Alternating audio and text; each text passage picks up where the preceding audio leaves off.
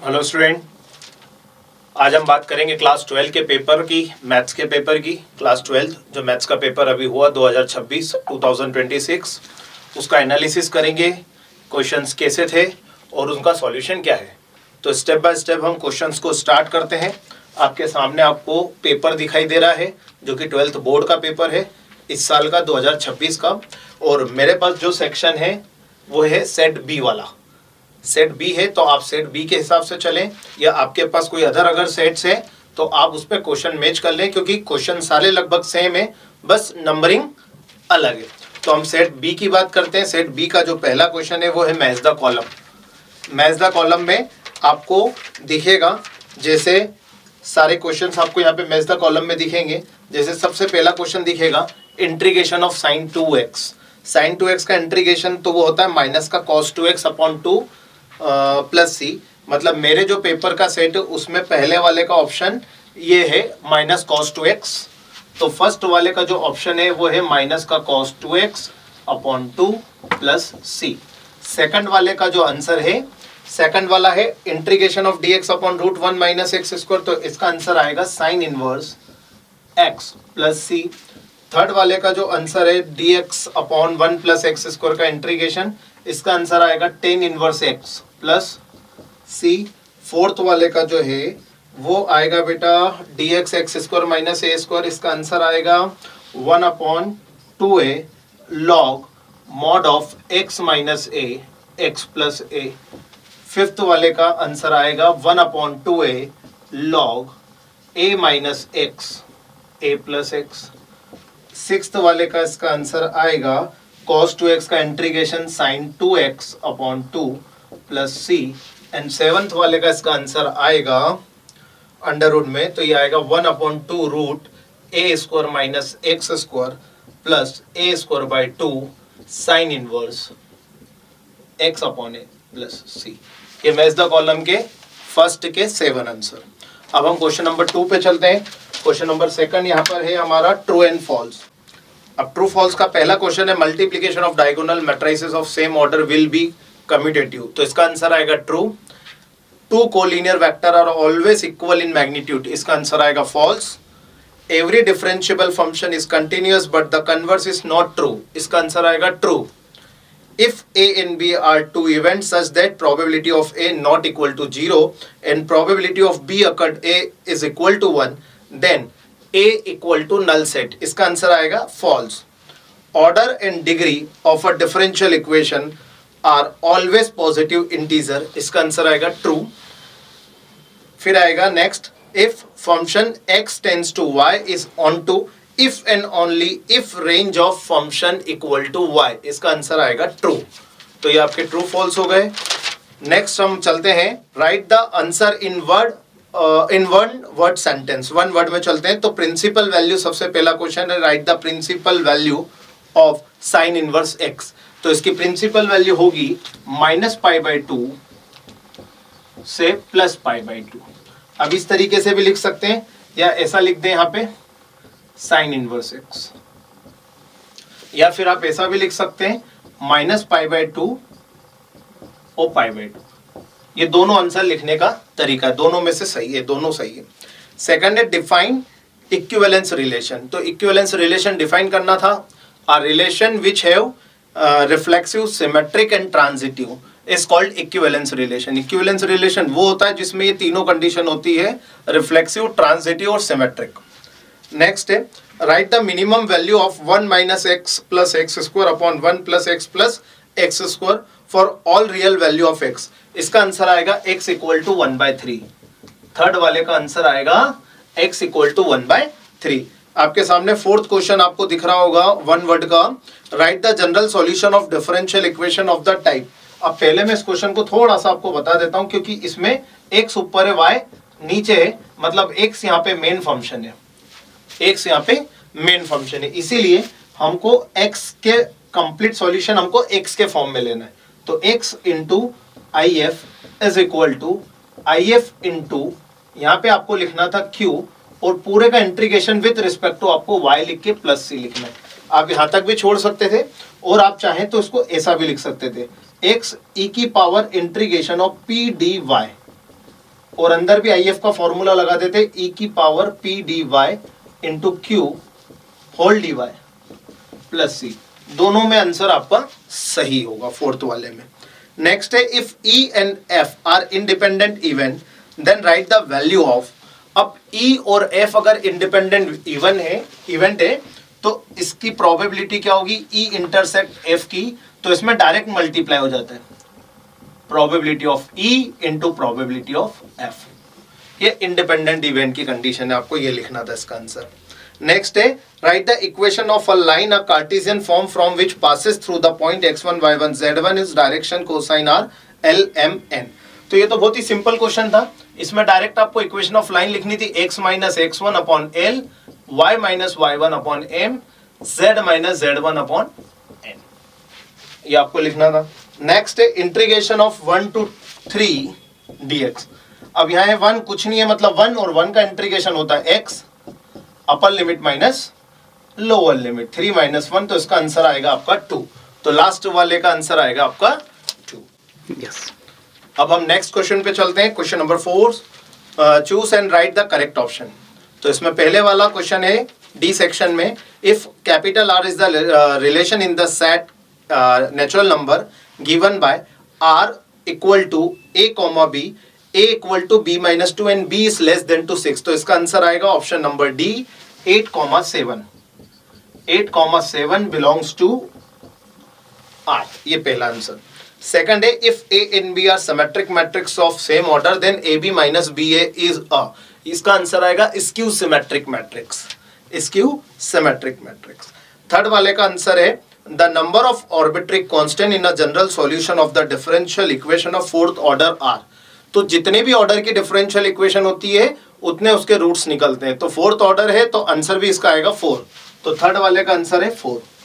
The principal value of sine inverse 1/√2, तो sign inverse 1/√2 की value होती है π/4, साइन π/4, इसलिए इसका फाइनल आंसर आएगा π/4, ऑप्शन नंबर डी, तो इसका आंसर आएगा π/4। नेक्स्ट है if capital A is invertible matrix of order 2 then determinant A inverse is equal to, तो इसका आंसर आएगा 1 अपॉन डिटर्मिनेंट A, ये इसका आंसर आएगा फिफ्थ वाले का।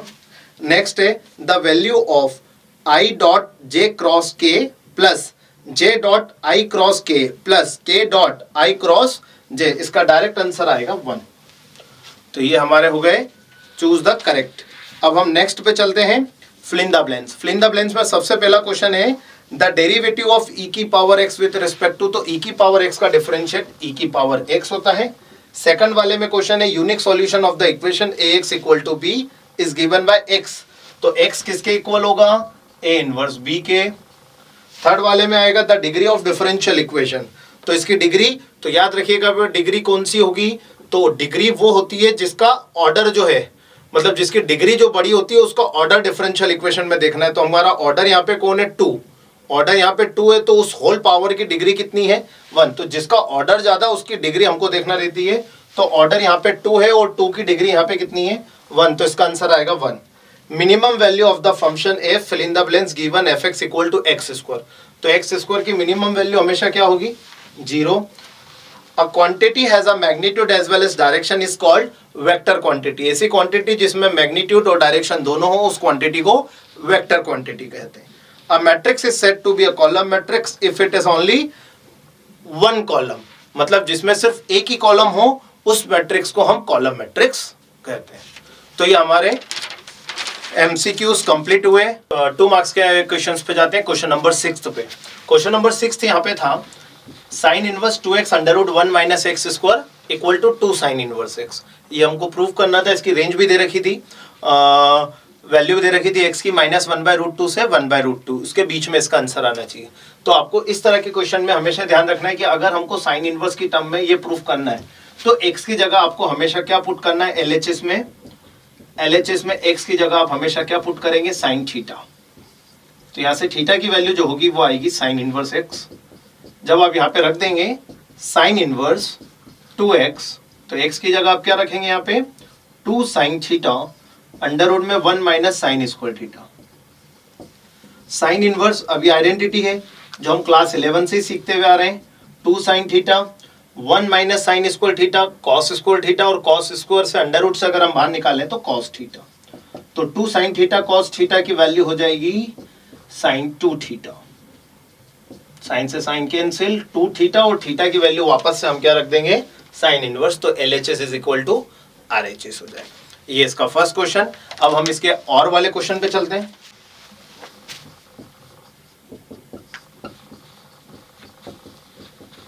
अब इसका और वाला जो क्वेश्चन है, tan inverse cos inverse sine inverse cos x plus sine x, इसकी सिंपलेस्ट वैल्यू निकालनी। तो सिंपलेस्ट वैल्यू सिंपल है, आप डिवाइड कर दीजिए, आप डिवाइड कर दीजिए कॉस एक्स का न्यूमरेटर एंड डिनोमिनेटर में, न्यूमरेटर एंड डिनोमिनेटर में। अब cos x का डिवाइड कर दीजिए न्यूमरेटर एंड डिनोमिनेटर में, तो यहाँ 1 आ जाएगा, साइन अपॉन कॉस 10 हो जाएगा, कॉस यहाँ पे 1 हो जाएगा, साइन अपॉन कॉस यहाँ पे 10 हो जाएगा। तो ये हो जाएगा 1 माइनस 10x 1 प्लस 10x, जो कि एक सिंपलेस्ट फॉर्मूला है 10 पाई बाय 4 प्लस x का 10 45 प्लस थीटा का, 10 से 10 इनवर्स कैंसिल, और इसका आंसर आ जाएगा पाई बाय 4 माइनस 10x।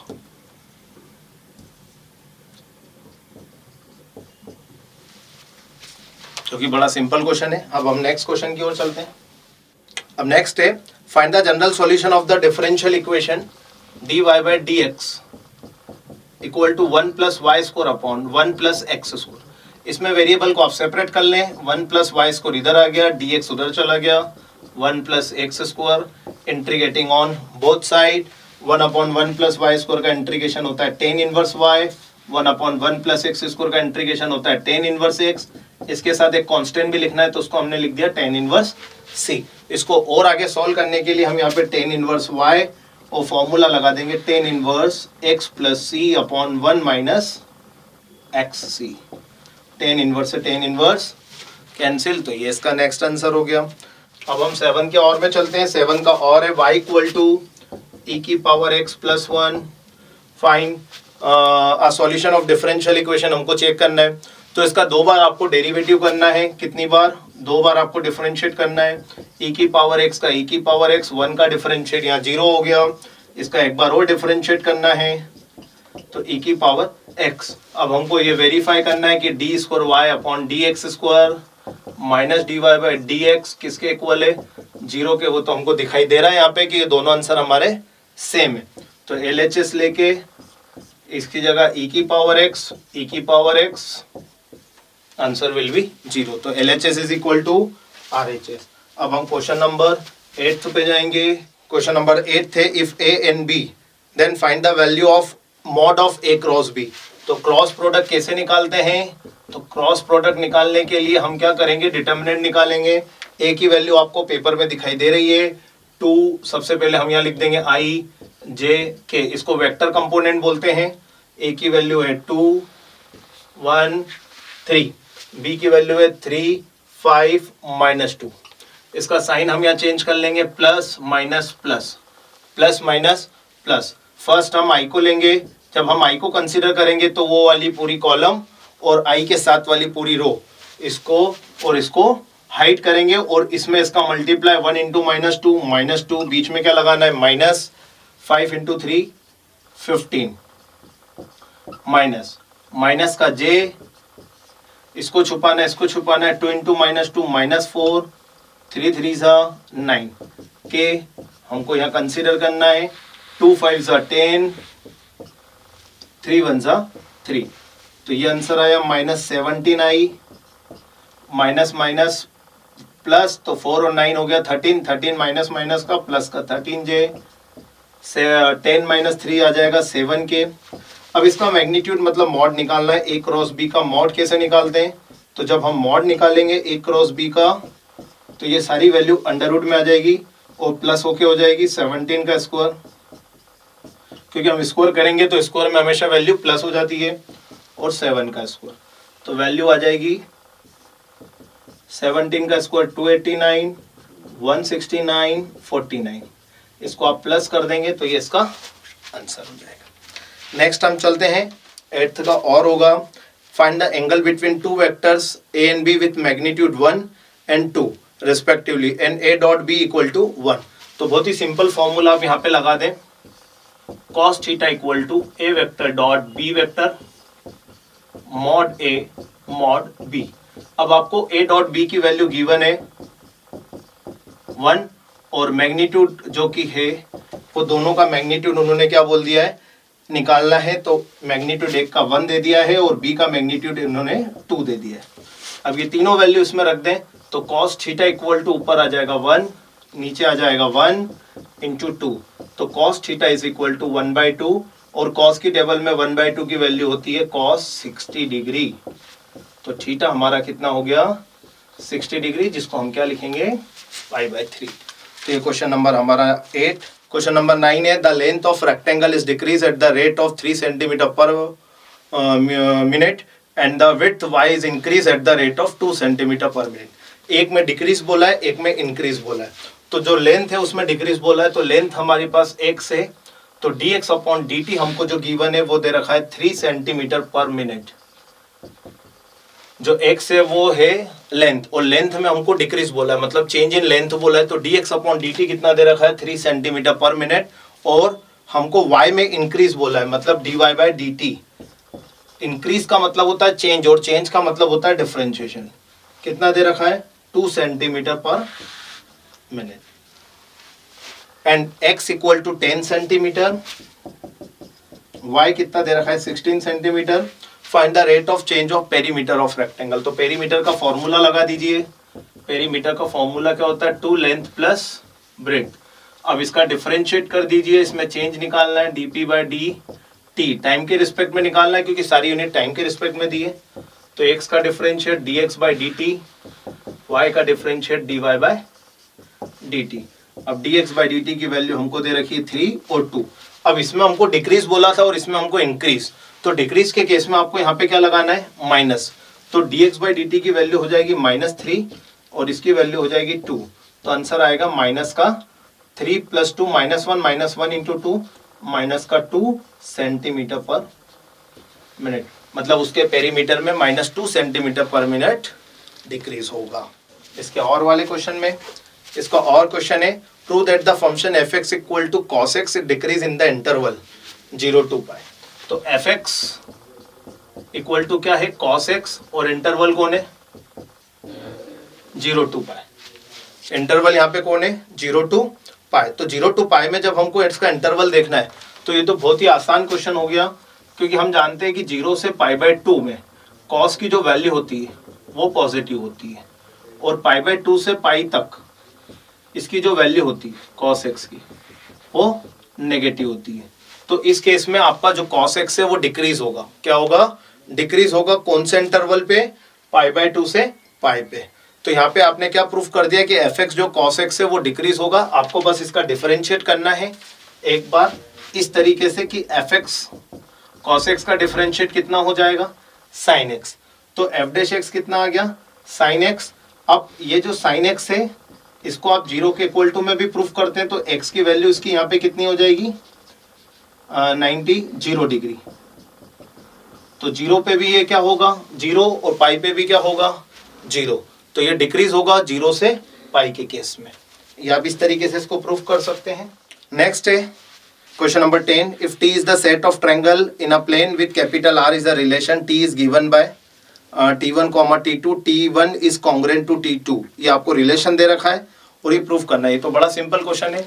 अब इसको आप ध्यान से सुनिएगा। अगर कोई t1 जो है एक ट्रायंगल है वो हमेशा अपने आप से सिमिलर भी होता है और अपने आप से हमेशा कॉन्ग्रुएंट भी होता है। तो every triangle are congruent to itself, ये पहली लाइन हो गई। तो t1, t1 belongs to capital R, मतलब ये रिफ्लेक्सिव रिलेशन हो गया। सेकंड केस होगा कि t1 किसको कॉन्ग्रुएंट है t2 को, तो t2 ऑब्वियस है किसको कॉन्ग्रुएंट होगा t1 को। तो जब t1 t2 से कॉन्ग्रुएंट ट्रायंगल है और t2 t1 से कॉन्ग्रुएंट है तो ये सिमेट्रिक कंडीशन भी प्रूव हो गई। अब इसको हम तीन ट्रायंगल से कंसीडर कर लेते हैं t1 t2 t3। t1 t2 से कॉन्ग्रुएंट है और t2 t3 से कॉन्ग्रुएंट है, तो ऑब्वियस है कि t3 भी किससे कॉन्ग्रुएंट होगा t1 से। तो ये आपकी ट्रांजिटिव कंडीशन हो गई। और जब तीनों कंडीशन सेटिस्फाइड हो जाए तो ये इक्विवेलेंस रिलेशन कहलाता है। ये भी बहुत ही सिंपल क्वेश्चन था। इसके बाद हमको एक क्वेश्चन दिया, शो दैट द फंक्शन हमको क्या दे दिया है नेचुरल नंबर और fx हमको दे दिया है 3x is 1 1 but not onto, 1 1 भी और ऑन टू भी नहीं। तो आप क्या करें बे, fx जो होता है सबसे पहले 3x, ये 1 1 है, ये 1 1 कैसे प्रूफ करना है कि x की जगह आप कोई भी नेचुरल नंबर रखो। तो x की जगह जैसे मैंने 1 रखा तो 3 आया, फिर मैंने 2 रखा तो 6 आया, 3 रखा तो 9, मतलब कोई भी मैं नेचुरल नंबर रखूंगा इसमें तो हमेशा वैल्यू डिस्टिंक्ट आएगी, मतलब अलग अलग आएगी। तो जब मैं कोई भी नेचुरल नंबर इस वैल्यू में रखता हूं तो नंबर हमेशा क्या आएगा, अलग अलग। और जब भी नंबर अलग अलग आता है तो वो कौन सा फंक्शन कहलाता है, 1 1 मैपिंग, 1 1 फंक्शन। कौन सा फंक्शन कहलाता है कि हम डिफरेंट वैल्यू रख रहे हैं और आंसर भी क्या आ रहा है, डिफरेंट डिफरेंट, तो वो 1 1 मैपिंग कहलाता है। इसको रिप्रेजेंट करने के लिए आप fx इक्वल टू fy लिख सकते थे, 3x equal to 3y, x equal to y, hence f is 1 1, f is 1। अब ऑन2 के लिए आप क्या करेंगे, अगर आपको ऑन2 भी बोला है तो fx के इक्वल टू में आप सिर्फ y रखेंगे। fx कौन, 3x equal to y, x equal to y upon कितना होगा 3, और y अपॉन 3 नेचुरल नंबर को बिलोंग्स नहीं करता, क्योंकि नेचुरल नंबर कौन होते हैं 1 2 3 4 5 6, और y अपॉन 3 मतलब अगर मैं यहाँ पे 1 रखता हूँ y की जगह 1 अपॉन 3 तो 1 अपॉन 3 नेचुरल नंबर को बिलोंग्स नहीं करता, इसीलिए ये ऑन2 फंक्शन नहीं है। क्वेश्चन नंबर 11 है fx equal to sine cos x with respect to x। इसका डिफरेंशिएट कर दें तो इसका डिफरेंशिएट बड़ा आसान होगा। सबसे पहले हम साइन का डिफरेंशिएट करेंगे। आप प्रॉपर इसमें आपने लिखा होगा इक्वेशन नंबर 1, इसमें आपको लिखना रहता है with respect to, differentiate with respect to x। तो differentiate with respect to x, sine का आपने डिफरेंशिएट करा होगा तो क्या लिखेंगे, कॉस कॉस x, और वापस से dy dx किसका कर दें आप, cos x का। तो cos x का वापस से जब डिफरेंशिएट करेंगे तो cos x का वापस से डिफरेंशिएट होगा minus sine x, cos x का वापस से डिफरेंशिएट होगा माइनस साइन x। तो आंसर आएगा माइनस का sine x cos cos x, ये इसका फाइनल आंसर होगा differentiation.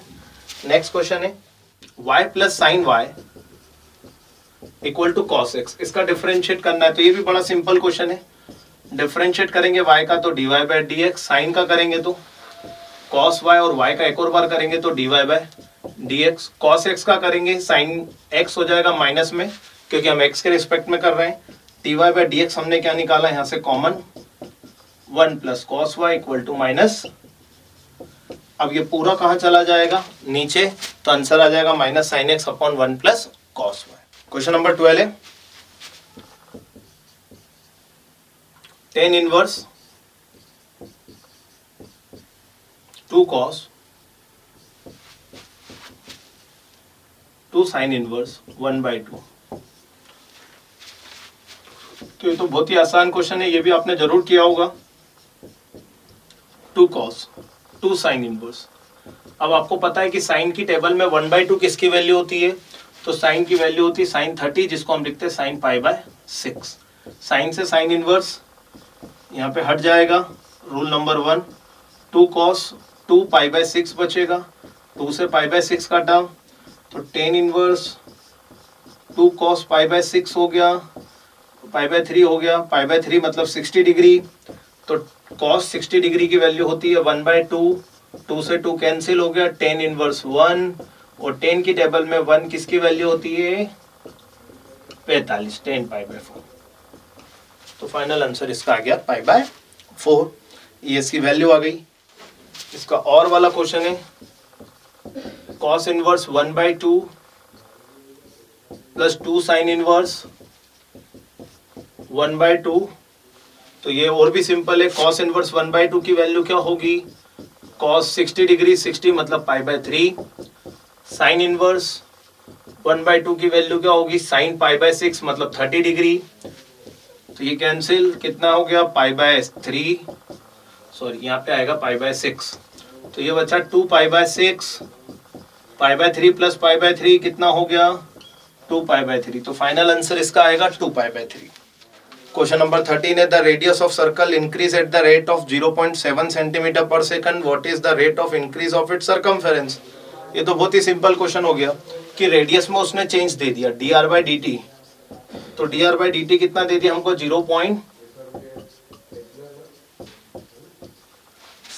Second 0.7 centimetre. What is the rate of increase of its circumference? Circumference कितनी होती है? 2 पाई आर। तो डी बाय आप इसमें क्या निकाल लेंगे? D T. तो इसका आंसर आपका यहाँ पे आ जाएगा 2 पाई और आर का होगा D R by D T. तो 2 पाई और आर की वैल्यू यहाँ पे 0.7, तो इसका मल्टीप्लाई कर लेंगे 1.4 पाई सेंटीमीटर पर सेकंड। आपको साइड में वैल्यू भी दे रखी होगी आर की 4.9, पर उसका यहाँ पे कोई यूज ही नहीं है, डायरेक्ट हमारा सर्कमफेरेंस का आंसर आ गया 1.4 सेंटीमीटर पर सेकंड। नेक्स्ट है show that the function F x is increase function. ये तो बहुत ही सिंपल क्वेश्चन है। एफ एक्स आपको कितना दे रखा है? X cube minus 3x square plus 4x। बस आपको इसका डिफरेंशिएट करना है, तो इसका डिफरेंशिएट कर लें। एफ डैश एक्स कितना हो गया? 3x स्क्वायर, ये हो जाएगा माइनस का 6x, ये प्लस का 4, ये आपने डिफरेंशिएट कर लिया। अब आपको इसको बताना है कि इंक्रीज फंक्शन ऑन आर। यहाँ पे आर यहाँ पे रियल नंबर है कि कोई सा भी अगर हम नंबर रखते हैं तो वैल्यू हमेशा ग्रेटर देन आना चाहिए। तो आप कोई भी एक वैल्यू अगर यहाँ पे रखते हैं, जैसे 1 आपने रखा, तो 1 रखने पर 3 + 4 7 - 6 1। आप 2 रख लें, कोई सी भी वैल्यू रख लें इस फंक्शन में, वो वैल्यू हमेशा एफ डैश एक्स हमेशा आपकी वैल्यू 0 से बड़ी और इक्वल भी आएगी। हमेशा वैल्यू 0 से बड़ी और इक्वल आएगी यदि आप x की कोई सी भी वैल्यू रखते हैं। तो आप यहाँ पे कोई भी एक या दो वैल्यू रखकर ये रिप्रेजेंट कर सकते हैं कि हम यहाँ पे x की कोई सी भी वैल्यू रख रहे हैं जो कि रियल नंबर है, और वो हमेशा एफ डैश एक्स जो है वो 0 से बढ़ा रहा है। तो ये फंक्शन कौन सा फंक्शन कहलाएगा? Increasing function. अब हम नेक्स्ट क्वेश्चन पे चलते हैं। ए एंड बी दो एडजेसेंट साइड दे रखी है, हमको find the area of triangle निकालना है। तो एरिया ऑफ ट्रायंगल का फॉर्मूला आपको बहुत बचपन से ही पता है, क्या होता है? 1/2 बेस इंटू हाइट। तो यहाँ पे भी कुछ ऐसा ही है, 1/2 मॉड में A1 cross B1, A cross B, मतलब A डॉट B, A और B का क्रॉस प्रोडक्ट करके उसका मॉड निकाल दें और अपॉन क्या कर दें 2। तो ये क्या आ जाएगा? आपका एरिया। और A क्रॉस B हमने इसके पहले वाले क्वेश्चन में आपको सिखाया था मैंने कि A क्रॉस B कैसे निकालते हैं। कौन से नंबर के क्वेश्चन में हमने सीखा था A cross B? 8th number वाले क्वेश्चन में।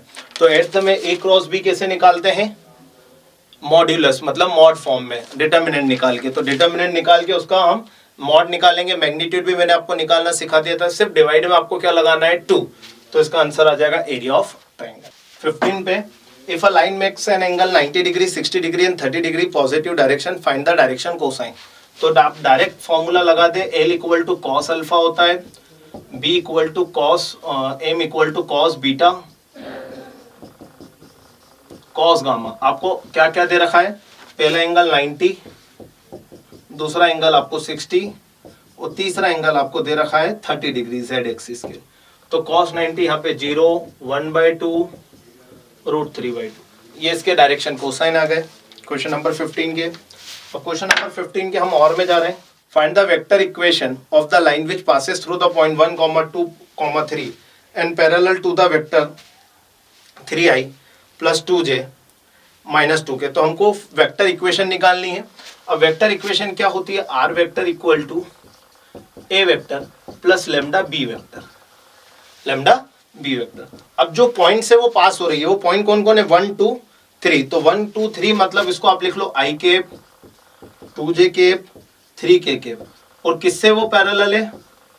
लैम्डा b वेक्टर से। तो b वेक्टर से पैरेलल है, तो आप क्या लिख दें उसको? 3i + 2j - 2k। तो इससे आप इक्वेशन निकाल सकते हैं, वेक्टर इक्वेशन। ये आपकी वेक्टर इक्वेशन आ जाएगी इस तरीके से। 16 क्वेश्चन है, solve the linear programming, maximise the function z = 4x + y। यहाँ पे आपको ग्राफ बनाना था।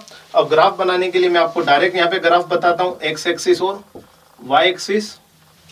आपको दो इक्वेशन दे रखी है, एक दे रखी है x + y < 50, 90। तो ये तो एक बार दोनों आ जाएगा। एक बार 50, 0, अगर मैं y की जगह 0 रखता हूँ और अगर मैं x की जगह 0 रखता हूँ तो 0, 50। तो पहली लाइन तो डायरेक्ट बन गई, तो पहली लाइन। दूसरी लाइन, एक बार आप y की जगह 0 रख दें तो x यहाँ से 30 आ जाएगा, मतलब ये यहाँ पे 30, 0, और ये रख दें तो यहाँ पे आ जाएगा 0, 90, इन दोनों लाइन को मिला दें, यहाँ पे आपके इंटरसेक्शन पॉइंट आ जाएंगे जो आप सॉल्व करोगे। y से y कैंसिल, माइनस का 2x माइनस का 40, तो माइनस माइनस कैंसिल, x की वैल्यू आपकी 20 आप यहाँ रखोगे तो आंसर आएगा 20,30। तो आपकी वैल्यू आ गई 20,30। बस अब ये ग्राफ बन गया। इस ग्राफ में आपको इंटरसेक्ट करना है लाइन को कि कौन सी लाइन अप साइड है या डाउन साइड है, ये हमको पता लगाना है। तो हमको यहाँ दोनों वैल्यू 0 से, अगर मैं यहाँ 0 रखता हूँ तो 0 50 से छोटा होता है, 0 90 से छोटा होता है, मतलब ये कंडीशन बिल्कुल ट्रू कंडीशन। और जब कंडीशन ट्रू है तो ग्राफ इनसाइड बनता है, 0 की तरफ। किसकी तरफ? 0 की तरफ। ये ग्राफ ऐसा बनेगा और ये ग्राफ ऐसा बनेगा, मतलब हमारे जो फिजिबल रीजन आया वो ये रीजन आ गया। और फिजिबल रीजन के 3 पॉइंट हो गए, 0,50, 20,30 और 30,0। 0,50, 20,30, 30,0। अब आप एक बार x की जगह 0 रखें यहाँ पे और y की जगह 50, इधर भी x की जगह 20 रखें और y की जगह, तो ये सारी वैल्यू रखने पर जो सबसे बड़ी वैल्यू आएगी वो आएगी मैक्सिमाइज और जो सबसे छोटी आएगी वो मिनिमाइज। अब यहाँ पे आप ये 30 रखें तो 34 सा 120, तो 120 और y की जगह 0। इधर आप रखेंगे तो 80 + 30 110 और यहाँ पे 50। तो सबसे बड़ी जो कंडीशन है, ये वैल्यू आई है वो 120 आई है। तो maximum value is 120 at the point 30,0। ये आपको प्रॉपर आंसर है इसका। जस्ट अपोजिट और वाला क्वेश्चन इसके जैसा ही है, सेम क्वेश्चन। अब क्वेश्चन नंबर 17 पे जाते हैं। In a school there are 1000 student out of which 430 are girls. It known that 430,10% of girls study in class 12. What is the probability that a student chosen randomly study in class 12? Give that chosen student is a girl. मतलब हमको probability निकालना है कि कोई बच्चे जो है class 12 में पढ़ रहे हैं और हम जिस बच्चे को वहाँ से चूज कर रहे हैं वो गर्ल्स होना चाहिए। तो पहले तो गर्ल्स निकाल लेते हैं। गर्ल्स मतलब हम इसमें यहाँ कर लेते हैं, एक को हम मान लेते हैं जो क्लास 12 में है, एक हम बात कर लेते हैं क्लास 12 की। तो यहाँ पे नंबर ऑफ स्टूडेंट जो है 430 वो गर्ल्स है यहाँ पे। तो नंबर ऑफ गर्ल्स यहाँ पे अपन ले लेते हैं, ये नंबर ऑफ गर्ल्स ई को मान लिया तो 430/1000, ये पहला। सेकंड, फिर हम मान लेते हैं it is known that 430 10% of girls study in class 12। तो यहाँ पे हम प्रोबेबिलिटी एफ की निकाल लेते हैं कि वो स्टडी कर रहे हैं 12th में। तो ई और एफ के बीच में हम इंटरसेक्ट निकाल लेते हैं। तो 430 का 10% होगा 43/100। अब हमको प्रोबेबिलिटी निकालना है ई अकर्ड एफ। तो कितना आ जाएगा? Probability of E intersect F और अपॉन में प्रोबेबिलिटी, सॉरी यहाँ पे एफ लिखना था और यहाँ ई लिखना था। तो प्रोबेबिलिटी किसकी आ जाएगी? ई की। तो यहाँ पे आ जाएगा 430/100 अपॉन 430/100, सॉरी 1000 दे रखा है तो 1000 कैंसिल, 0 नहीं 430 से इसको कैंसिल करा तो कितना आ जाएगा 1/10। तो इसकी प्रोबेबिलिटी आ जाएगी 0.1%। अब नेक्स्ट है P A P B. Question number है पी ए 6/11, प्रोबेबिलिटी दे रखी है। प्रोबेबिलिटी ऑफ बी 5/11 और ए इंटरसेक्ट बी दे रखा है। तो यहाँ पे आप सबसे पहले तो ये फॉर्मूला लगा लें, A union B, probability of A plus probability of B minus probability of A intersect B. आपको ए यूनियन बी की वैल्यू भी गिवन है 7/11। आप इसमें ये तीनों वैल्यू रख लें यहाँ पे 7/11, 6/11, 5/11। तो यहाँ से आप ए इंटरसेक्ट बी निकाल लेंगे। सेकंड निकालना है आपको probability of A occurred B. तो इन दोनों का इंटरसेक्शन जो आप यहाँ से निकालेंगे ये वाला, और नीचे बी है तो प्रोबेबिलिटी ऑफ बी मतलब 5/11 का इसमें डिवाइड देंगे तो ये आ जाएगा सेकंड। थर्ड आपको निकालना है बी अकर्ड है, तो ऊपर तो सेम ही रहेगा और नीचे आपके लिए आ जाएगा प्रोबेबिलिटी ऑफ। ये आपका क्वेश्चन नंबर 17। क्वेश्चन नंबर 18 बड़ा सिंपल क्वेश्चन है। ए और बी दे रखा है, ए प्लस बी निकालना है। तो ये तो बहुत ही सिंपल क्वेश्चन है, ए प्लस बी निकालना है। ए हमको दे रखा है क्वेश्चन में, आपको दिख रहा है 2 3 4 2, बी आपको दिख रहा है तो ये डायरेक्ट प्लस होता है बेटा। 2 + 1 4 प्लस 3, 3 माइनस 2, 2 प्लस 5। ऐसे ही आप a माइनस बी भी निकाल सकते हैं दोनों में, डायरेक्ट प्लस और डायरेक्ट माइनस। अब आप बात करेंगे मल्टीप्लाई की, तो मल्टीप्लाई कैसे करते हैं? मल्टीप्लाई भी आपने किया होगा, पूरी रो का मल्टीप्लाई पूरे कॉलम में।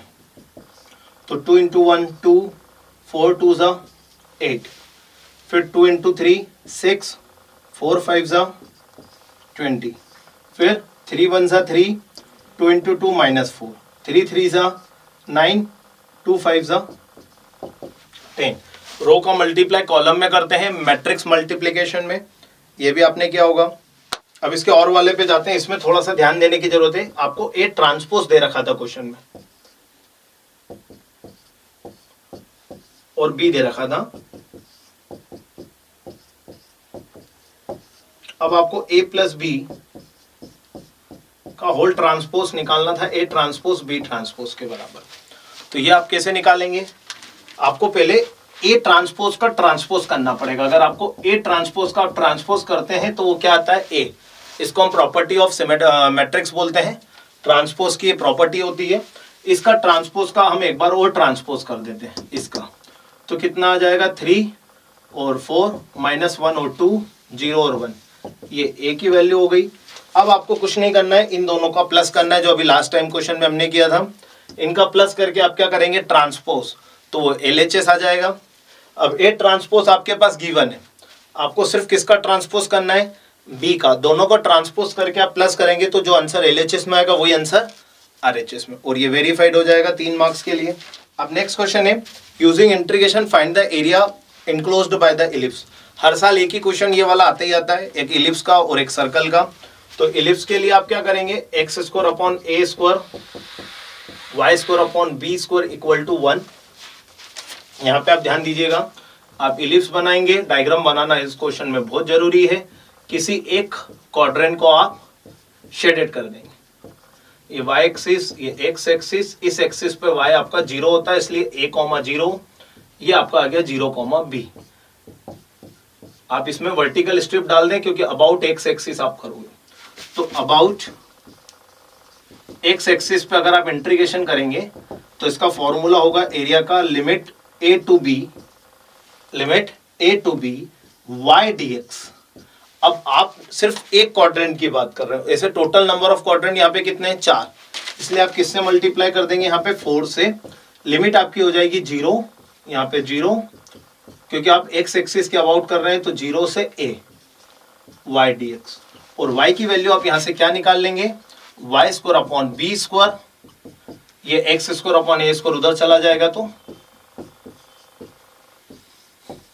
ये b स्क्वायर उधर ले जाइए, ए स्क्वायर का एलसीएम ले लें, A square minus x square upon A square, तो y की वैल्यू हो जाएगी y स्क्वायर की बी स्क्वायर अपॉन ए स्क्वायर माइनस एक्स स्क्वायर, और ये स्क्वायर उधर चला गया तो अंडर रूट हट जाएगा, स्क्वायर रूट हट जाएगा, मतलब स्क्वायर हट जाएगा और इस पर रूट आ जाएगा।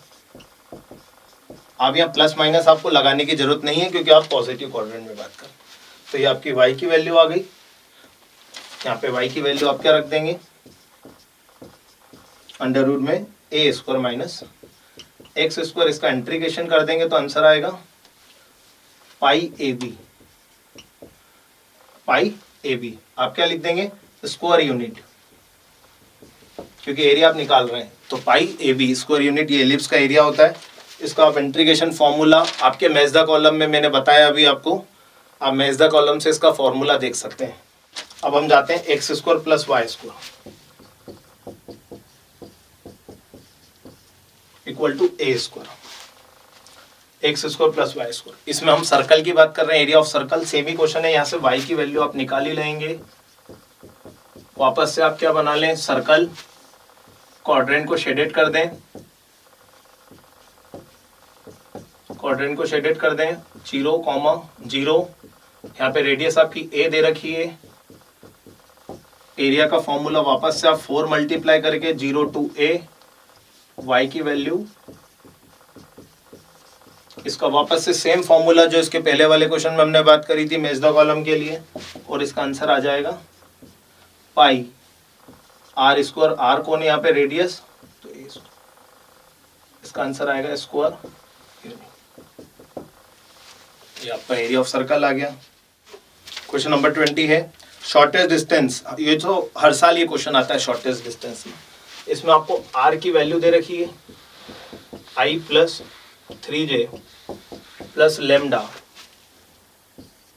2i minus j plus k. Next आपको आर की वैल्यू दे रखी है 2i plus 3j minus k plus mu 3i minus 5j plus 2k। ये आर की दो वैल्यू दे रखी है। इस वैल्यू को आप मान लें a1, ये आपकी वैल्यू होगी b1, ये आपकी वैल्यू होगी a2, ये आपकी वैल्यू होगी b2। ये a1 b1 a2 b2 आपकी हमेशा ये वाली वैल्यू होती है वेक्टर इक्वेशन से। और शॉर्टेस्ट डिस्टेंस का फॉर्मूला होता है a2 माइनस a1। अब बस हमको ये चेक करना है कि पैरेलल तो नहीं है, तो यहाँ हमको समझ में आ जाएगा कि ये पैरेलल नहीं है क्योंकि ये सेम वैल्यू नहीं है या सेम रेशो नहीं। तो a2 minus a1 dot b1 cross b2। a2 minus a1, a2 में से आप a1 को माइनस करें और b1 और b2 का क्रॉस प्रोडक्ट निकालें और दोनों में कौन सा प्रोडक्ट लगाएं, डॉट प्रोडक्ट। और इसी b1 क्रॉस b2 का यहाँ पे हम मैग्नीट्यूड निकालें मॉड। तो आपका क्या आंसर आएगा शॉर्टेस्ट डिस्टेंस। यहाँ पे ये सारी वैल्यू आप इसमें रख देंगे तो आपका आंसर आ जाएगा यहाँ पे शॉर्टेस्ट डिस्टेंस के बीच। लगभग आपने भी ऐसे ही किया होगा। नेक्स्ट है find the value of p are right angles. मतलब दोनों equation of line right angle है तो आप जानते ही ये फॉर्मूला क्या होता है a1 a2 b1 b2 c1 c2। Question paper में आपको दिख रहा है इक्वेशन ऑफ लाइन जो नीचे दिख रहा है आपको a1 की वैल्यू 3, फिर सेकंड आ जाएगा 3p, फिर आ जाएगा। यहाँ थोड़ा सा चेंज करना की एक बात थी, वो चेंज आपने किया कि नहीं वो पहले बहुत इंपॉर्टेंट है। 1 minus x upon 3 7y minus 14 upon 2p और z माइनस 3 अपॉन 2। इसमें आपको एक चेंज करना था, माइनस कॉमन निकालना था क्योंकि x हमेशा आगे होना चाहिए। x माइनस 1 तो वो माइनस नीचे आप लिख दें। इधर से आप 7 कॉमन निकाल लें क्योंकि y के साथ कोई भी नंबर एलिमेंट नहीं होना चाहिए। तो y माइनस 2 और जो 7 है वो इसके अपॉन में चला गया 2p अपॉन 7, क्योंकि 7 ऊपर आता तो वापस यही बन जाएगा। तो ये आपका a1 हो गया, ये b1 और c1। अब सेकंड इक्वेशन भी आपको दे रखी है 7 माइनस 7x 3p।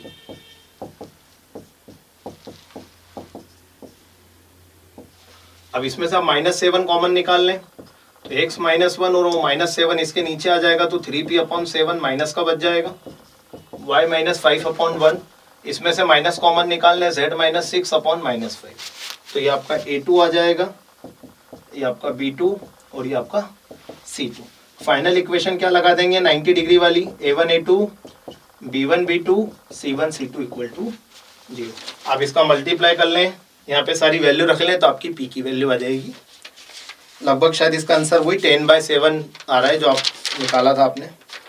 क्या करना है, मल्टीप्लाई करना ही है आपको। इसमें 3p का इसमें कर दें तो minus 3p upon 7 into minus 3 plus 2p upon 7 into 1 और लास्ट 2 इंटू 5 मतलब माइनस का 10 इक्वल टू 0। तो ये हो जाएगा माइनस का 9p upon 7 plus 2p upon 7 equal to 10। Minus 10 उधर गया तो प्लस 10। तो ये कितना होगा आपका माइनस का 7p अपॉन 7। 7 से 7 कैंसिल तो p की वैल्यू आपकी माइनस 10। उसके बाद क्वेश्चन नंबर 21 की ओर हम चलते हैं। 21 दे रखा है π/6 π/3 i dx 1 plus root 10x। इसमें आप क्या करेंगे, ये तो कैसे इसमें आइडेंटिटी लगानी पड़ेगी। 10 को आप क्या लिख सकते हैं root sine x upon root cos x और इसका एलसीएम ले लें तो लिमिट क्या होगी π/6 π/3। तो इधर आ जाएगा रूट साइन x ऊपर sorry root cos x upon में इधर क्या आ जाएगा root cos x plus root sine x। ये आई हो गया। इक्वेशन नंबर यहाँ पे 1। लिमिट हम एक आइडेंटिटी लगा देंगे, डेफिनेट इंटीग्रल की property A to B F X D X. क्या प्रॉपर्टी होती है? A to B F X A plus X, A plus B minus X. मतलब जो लिमिट है उनको प्लस कर दें और एक्स में से एक्स उसमें से माइनस कर दें, तो क्या होगा? पाई बाय 6 और पाई बाय 3 पाई बाय 2 हो जाएगा अगर मैं इन दोनों को प्लस करूंगा, और यहाँ रख दूंगा पाई बाय 2 माइनस एक्स। तो जो कॉस है वो क्या हो जाएगा? कॉस जो है वो बन जाएगा साइन, रूट साइन, ये वाला कॉस बन जाएगा साइन, और जो साइन है वो बन जाएगा कॉस। और दोनों इक्वेशन को लास्ट में हम क्या कर देंगे? ऐड। ये आपने करा है क्वेश्चन, आई और आई यहाँ पे 2i हो जाएगा, नीचे वाला सेम रहेगा, ऊपर एलसीएम कैंसिल हो जाएगा, बचेगा 1।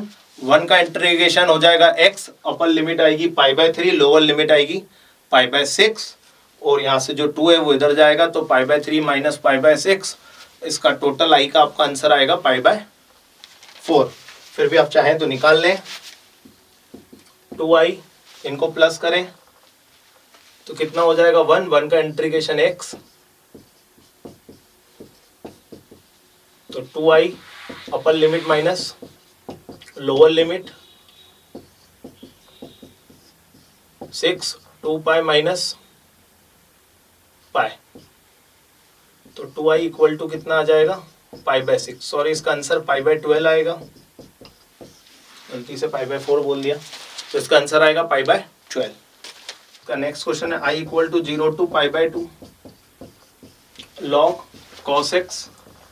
इसमें भी इक्वेशन नंबर इसको फर्स्ट मान ले, और इसमें भी प्रॉपर्टी लगेगी 0 टू a वाली, 0 टू a वाली होगी 0 to a f of a minus x. तो ये कॉस की जगह हो जाएगा साइन एक्स, दोनों को आप प्लस करेंगे तो ये हो जाएगा log cos x plus log sine x. Log m plus log n का फॉर्मूला लग जाएगा, log m into n, cos into sine, फिर वही 2 का मल्टीप्लाई 2 का डिवाइड करके साइन 2 थीटा बना के आप इसको सॉल्व करेंगे, इसका आंसर आ जाएगा। अब आप नेक्स्ट क्वेश्चन पे चलते हैं, क्वेश्चन नंबर 22।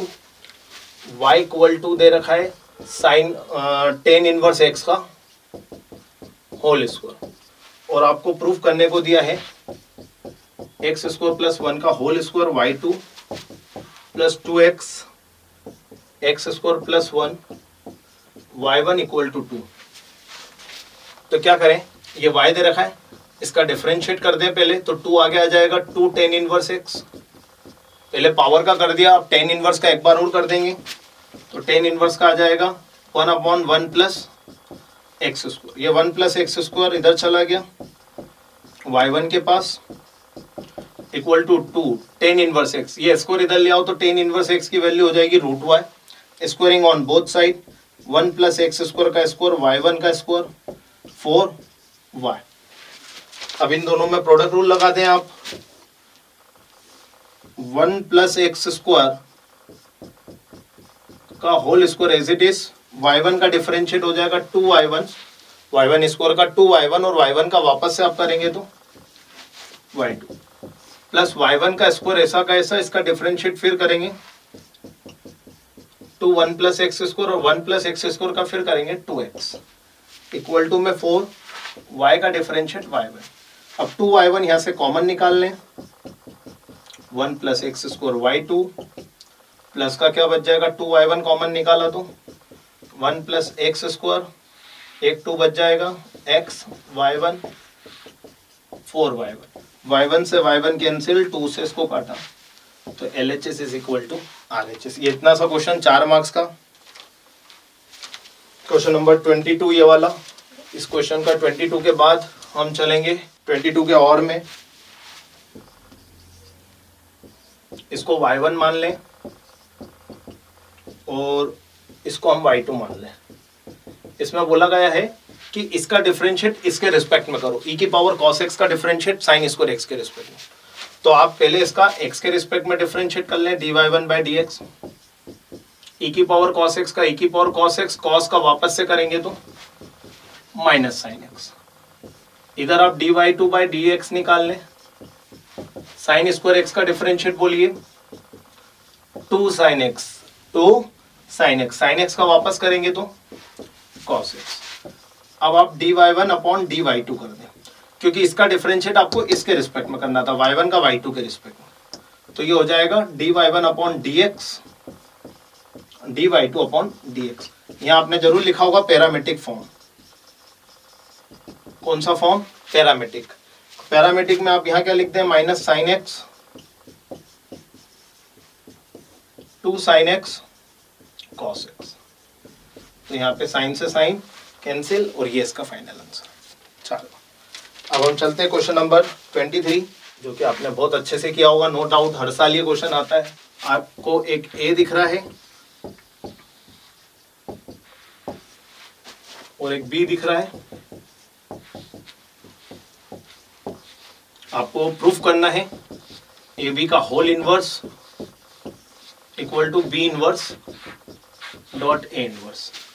अब आप पहले तो ए बी का मल्टीप्लाई निकाल लें, LHS ले लें।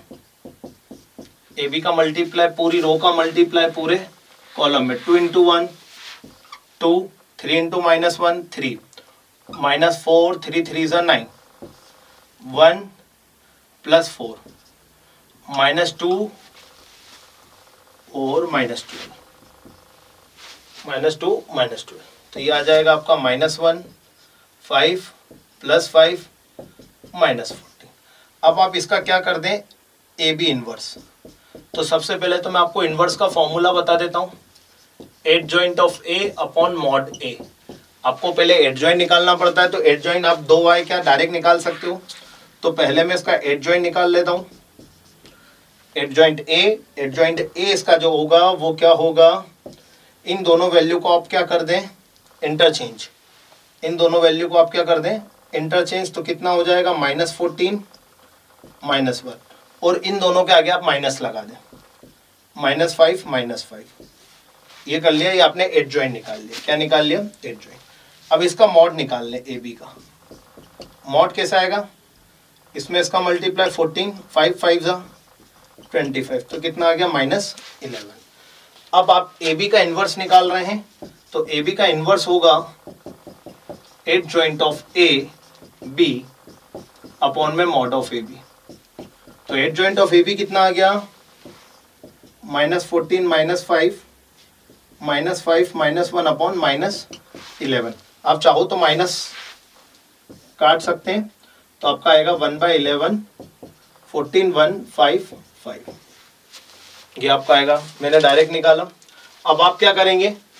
पहले बी इनवर्स निकाल लें, ए इनवर्स निकाल लें, दोनों का इनवर्स निकाल लें। इनवर्स निकालना मैंने आपको सिखा दिया, एडजॉइंट अपॉन में मॉड। इस तरीके से आप इनवर्स निकाल लेंगे, दोनों का डॉट प्रोडक्ट करेंगे, तो जो आंसर यहाँ आया वही आंसर आपका आएगा। तो ये आपका मेन आंसर है, LHS is equal to RHS। अब हम इसके और वाले क्वेश्चन पे चलते हैं, 23 का और, जो कि लास्ट क्वेश्चन है इसका। आपने ये भी अटेम्प्ट किया होगा, तो वो आपको अटेम्प्ट करने की जरूरत नहीं है, और आप उसको भी अगर आपने अटेम्प्ट किया होगा तो कुछ इस तरीके से किया होगा, 2x + 5y = 1। ये आपको 23 का और दे रखा है। इसमें आपको इक्वेशन बनानी थी, ax = b। a कितना हो गया? 2 5 3 2। x की वैल्यू हो गई x और y, और b की वैल्यू हो गई 1 और 7। अब आपको यहाँ से x की वैल्यू निकालना है, तो ये जो a है कैपिटल है, ये इसके अपॉन में चला जाएगा, और ये हो जाएगा x = a inverse dot b। बस अब आपको क्या निकालना है? इसका एक MCQ भी आया है जो स्टार्टिंग में आपके क्वेश्चन में। अब a इनवर्स वापस से हम क्या करेंगे? ये जो a दे रखा है 2 5 3 2 का आप क्या निकालेंगे? a इनवर्स क्या होता है? एडजॉइंट अपॉन मॉड है। एडजॉइंट की डायरेक्ट शॉर्ट ट्रिक मैंने अभी आपको बता दी कि इन दोनों को आप इंटरचेंज कर लो, तो यहाँ तो 2 2 ये तो सेम ही रहेगा, और इन दोनों के आगे आप माइनस लगा लो। उसके बाद मॉड निकाल लो, 2 2 जा 3 5 जा, तो ये जो आंसर आएगा a इनवर्स, उसका मल्टीप्लाई आप किस में कर देंगे? b कौन है यहाँ पे? 1 और 7। तो आपकी x और y की वैल्यू आ जाएगी। आई होप कि आप सभी ने ये वाला पूरा ऐसा का ऐसा अटेम्प्ट किया होगा, और सभी आंसर जो मैंने यहाँ पे निकाले हैं वो आपको समझ में भी आए होंगे, और आपने उसी तरीके से एग्जाम पेपर किया होगा। तो wish you all the best for your result. Thank you.